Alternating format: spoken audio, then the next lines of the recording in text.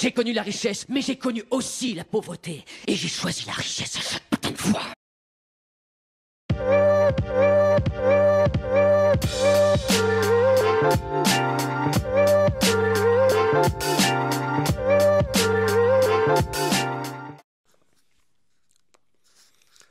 Et bonjour à tous et bienvenue sur la chaîne de l'Examen Crypto. Nous sommes aujourd'hui le jeudi 7 août 2025, il est actuellement 7h20. On va faire le point sur les news, on va regarder aussi la situation du Bitcoin, on va regarder les altcoins. Bref, on s'installe pour cette vidéo et on démarre directement avec cette cryptomap qui repasse dans le vert, bien sûr.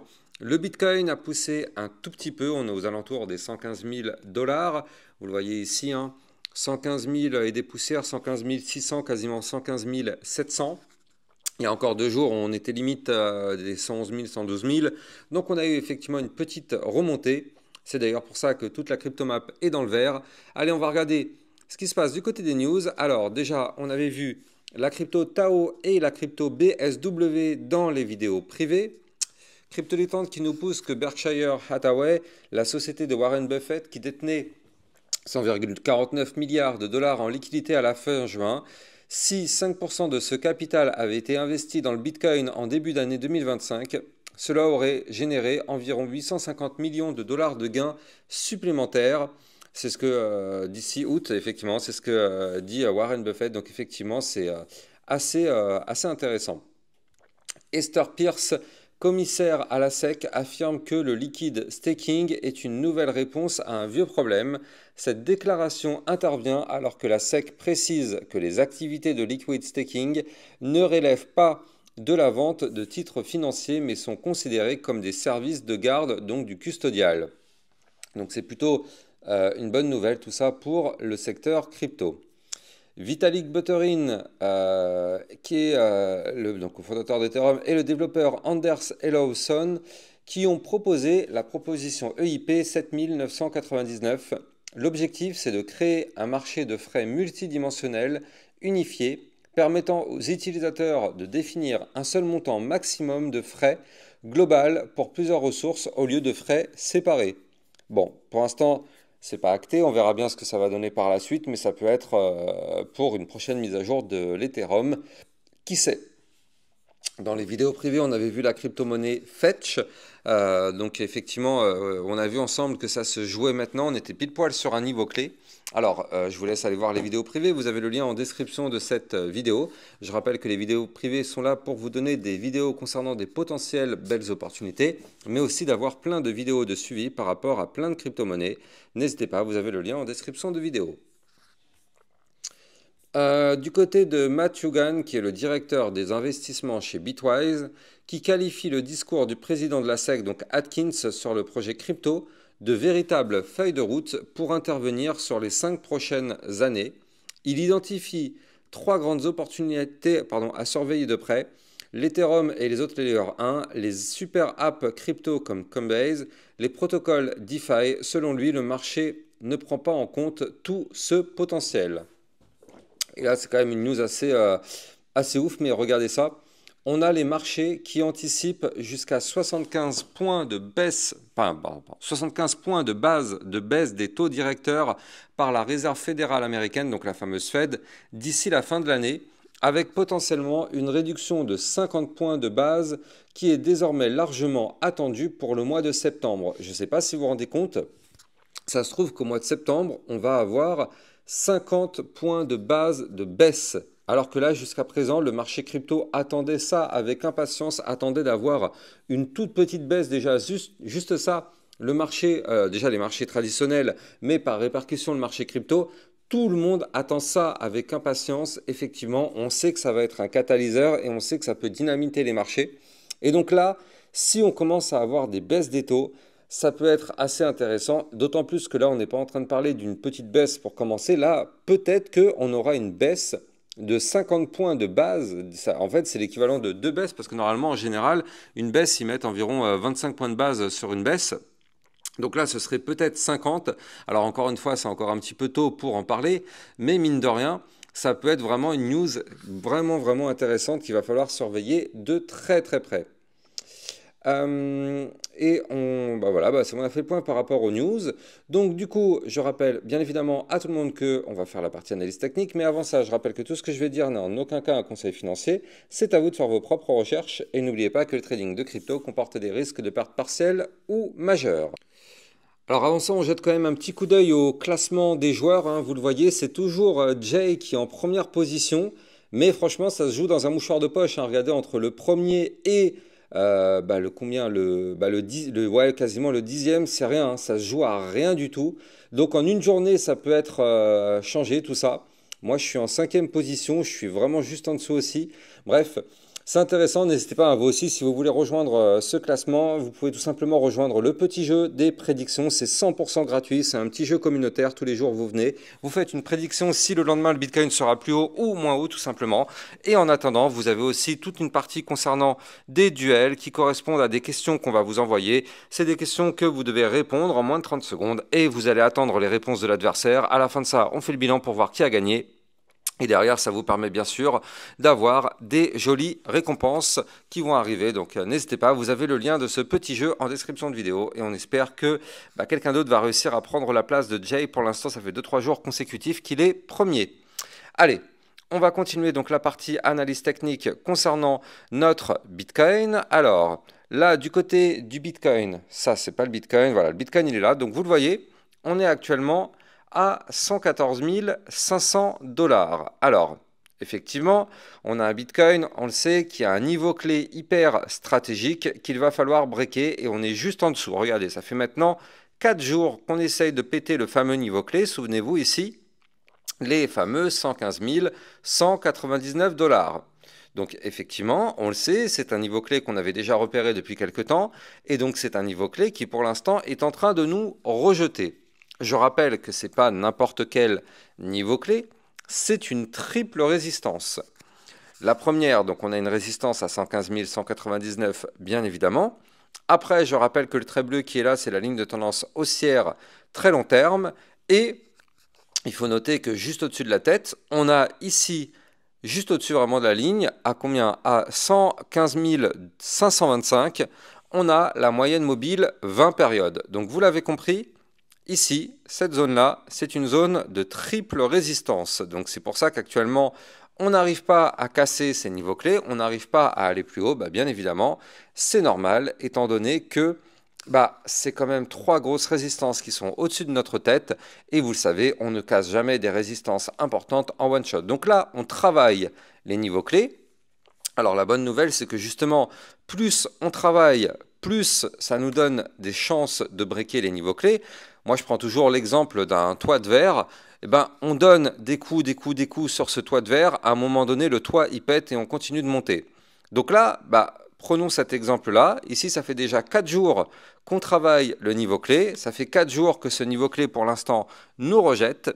À un moment donné, on espère qu'on va continuer de le travailler et qu'il va finir par péter. D'autant plus que là, vous le voyez, on est sur une sorte de petite phase de... c'est une toute petite poussée haussière, hein, mine de rien, il faut quand même le noter, mais on a ici une toute petite phase haussière avec l'apparition de ce canal ascendant. Donc qui dit canal ascendant dit bien évidemment configuration haussière. Donc là, ici, on est haussier. Tant qu'on est à l'intérieur de ce petit canal ascendant, donc comme vous pouvez le voir ici, les points bas sont de plus en plus hauts, les points hauts sont de plus en plus hauts. C'est ce qu'on appelle vraiment le canal ascendant. Et donc, tant qu'on est à l'intérieur de ce canal, vous l'avez compris, entre guillemets, tout va bien. Alors quand même, un petit bémol, hein, c'est que là, vous le voyez, on a été chercher le haut de canal. C'était quand? C'était hier, le 7, ouais, c'est ça. Alors, hier, en fin de journée, vers 18h, 20h, on a été chercher le haut du canal ici. Malheureusement, on s'est fait rejeter, on n'a pas réussi à le casser, ce haut de canal. C'est dommage, hein, c'est vraiment dommage. Mais bon, comme je vous l'ai dit tout à l'heure, il y a 3 résistances, donc effectivement, c'est pour ça qu'on n'a pas réussi à aller plus haut. Mais c'est dommage. Donc on est venu chercher le haut du canal. Comme d'hab, on se fait rejeter par le haut du canal. Et donc qu'est-ce qu'on fait? On chute. Et je rappelle que quand on est dans un canal, quand on vient du haut, le but est d'aller chercher le milieu du canal, qui est une zone de support. Si le milieu vient à lâcher, eh bien on va chercher dans ce cas-là le bas du canal. Par contre, si le milieu nous permet de rebondir, parce que c'est une zone de support, dans ce cas-là, on rebondit et on retourne rechercher le haut du canal. Or, actuellement, on n'est pas n'importe où, on est sur le milieu du canal. Est-ce que ça va rebondir sur le milieu du canal?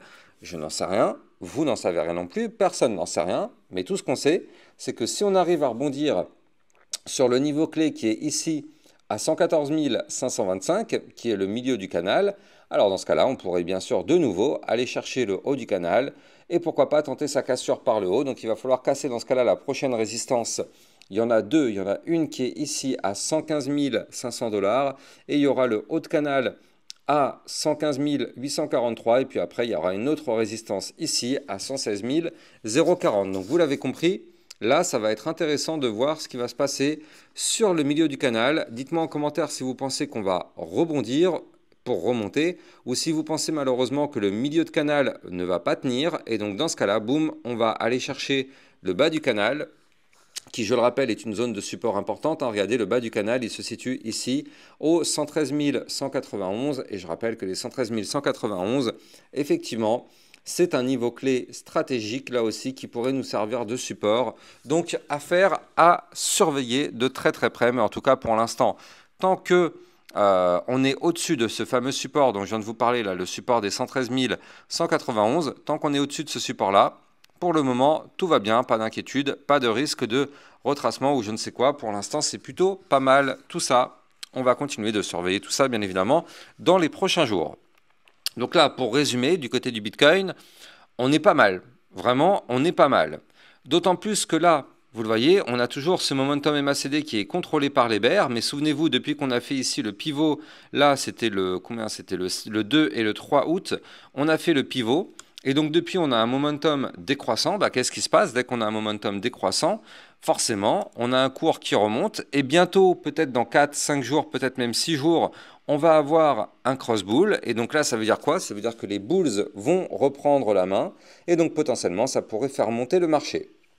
Encore une fois, pour l'instant, on n'y est pas encore. Vous le voyez, on est toujours dans un momentum rouge contrôlé par les bears. Le cross-bull, oui, il est en train de se préparer, mais clairement, ce n'est pas tout de suite. Je préfère insister parce qu'il y a toujours des personnes qui débutent et qui pensent que dès maintenant, ça va remonter tout the moon, alors qu'en fait, c'est une erreur de comprendre ça. On n'y est pas encore. On ne sait pas si ça va se produire tout de suite. Ça va se produire un jour ou l'autre, bien sûr, mais on ne sait pas à quel moment. En attendant, on n'est pas à l'abri d'avoir des nouvelles poussées baissières parce que, je le rappelle, le momentum est contrôlé par les bears, en tout cas actuellement. Alors, on va jeter un coup d'œil du côté des altcoins. Alors, du côté des altcoins, pardon, on commence effectivement avec cet Ethereum. L'Ethereum qui est en train, on l'avait déjà vu, mais regardez, l'Ethereum qui potentiellement est en train de préparer vraiment quelque chose de plutôt bullish. Alors, ce n'est pas le scénario qu'on aurait préféré, mais bon, c'est comme ça. Là, l'Ethereum est en train de préparer un scénario bullish, vous le voyez. On est vraiment à deux doigts de valider une très jolie tasse séance. Regardez, ici, on a la tasse. On a la anse, je rappelle, ça fait 2-3 jours que je vous en parle. On a un niveau clé qui est ici à 3 721 $. Juste au-dessus de la tête, on a la fameuse grosse résistance des 3 768. Donc ça, bien sûr, c'est une figure chartiste haussière. Je rappelle, c'est une figure chartiste haussière. Donc là, il y a des chances, il y a même de fortes chances que l'Ethereum, dans les prochains jours, si on valide la cassure de ce pattern, il y a de fortes chances que l'Ethereum remonte. Mais je rappelle, ce n'est pas ce qu'on veut. On ne veut absolument pas remonter maintenant. On veut rester dans cette tranche de prix entre les 3768 et les 3448. On veut vraiment rester là-dedans le plus longtemps possible. Je rappelle que plus on va rester dans cette zone-là, plus le mouvement de sortie sera explosif. Donc c'est pour ça que là, ce serait préférable de ne pas se mettre à monter maintenant, mais peut-être d'attendre encore 2, peut-être 3 semaines à l'intérieur. Comme ça, si on doit monter, et bien du coup, effectivement, dans 3 semaines, ça pourrait être une montée beaucoup plus forte. Alors que là, si on se met à monter maintenant, ce serait pour aller chercher peut-être les 4000, peut-être même les 4200 avant d'avoir un retracement. Donc effectivement, c'est pour ça, des fois, il vaut mieux savoir être patient et accepter le fait que ce serait mieux de latéraliser plutôt que de monter. Des fois, monter, c'est pas forcément une bonne chose, même si on est tous boules, entre guillemets, on veut tous que le prix monte, mais je rappelle que des fois, il vaut mieux attendre et que le prix ne bouge pas plutôt que de monter, parce que là, si on fait une montée maintenant, c'est pas la meilleure des montées qu'on aura. Voilà, c'est dommage, mais c'est comme ça. Mais là, je rappelle, mais il est possible que l'Ethereum se mette à remonter. Il est possible. Maintenant, après, entre ce qui est possible de faire et ce qu'il va faire, ça, on n'en sait rien. Mais on a quand même ici cette belle figure chartiste, elle est quand même plutôt propre. Elle n'est pas encore validée, je le rappelle. Pour se valider, il faudra breaker la première résistance des 3722 et surtout des 3768. Mais si on break ces niveaux clés, il y a des chances de remonter. Je rappelle que vous pouvez trader ces crypto-monnaies sur Bybit Europe, la nouvelle plateforme de trading européenne. Vous pouvez faire un dépôt sur cette plateforme avec mon lien de parrainage. Vous allez obtenir un bonus qui peut aller jusqu'à 5030 $ qui vous seront offerts.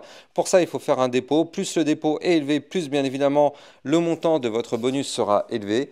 Et il faut faire au moins un trade, n'hésitez pas, vous avez le lien en description de cette vidéo. Et je rappelle que c'est une plateforme 100% validée PSAN, 100% compatible MiCA, la nouvelle réglementation européenne. Donc effectivement, très très bien du côté de notre Bybit Europe. Alors, là, du coup, du côté de notre Ethereum, effectivement, il va tout simplement falloir surveiller cette configuration. Donc, je vais quand même vous donner les targets à aller chercher. Je vais quand même vous les donner en cas de poussée haussière. Donc, effectivement, on a les 3768 qui, je le rappelle, est une résistance importante. Si on break ce niveau clé, on ira chercher les 3873, on aura les 3984, après on aura les 4064 avant d'aller chercher les 4293. Donc ce sont potentiellement les niveaux clés à aller chercher. Lequel réellement on ira chercher, ça on n'en sait rien, on n'a pas de boule de cristal. On sait quand même qu'il y a une target théorique, là il faut quand même le noter, mais la target du pattern que je vous ai montré tout à l'heure, elle est ici, à 4055. C'est la target théorique, bien sûr. Mais comme je l'ai dit tout à l'heure, il y a des résistances. Donc, en dessous de cette résistance, il y a déjà les 3984. Donc, on ne sait même pas si on ira chercher cette target théorique. Bref, on va voir. On va surveiller tout ça dans les prochains jours. En tout cas, on ne sera pas surpris si l'Ethereum remonte un peu. Mais il est vrai qu'on aurait préféré qu'on consolide un peu plus longtemps pour que l'Ethereum puisse faire quelque chose de beaucoup plus sympa à faire, à surveiller de très très près. En tout cas, si vous avez kiffé la vidéo, n'oubliez pas de liker, commenter, partager au maximum. Et surtout, abonnez-vous pour recevoir tous les jours 1, 2 à 3 vidéos concernant le Bitcoin et les altcoins. Pensez bien à activer la petite cloche sur le côté pour être sûr de recevoir les notifications. Je vous souhaite une bonne journée. Je vous dis à plus tard. Ciao, ciao. Bitcoin, Ethereum, you know the drill. Lost it all but came back with the skill.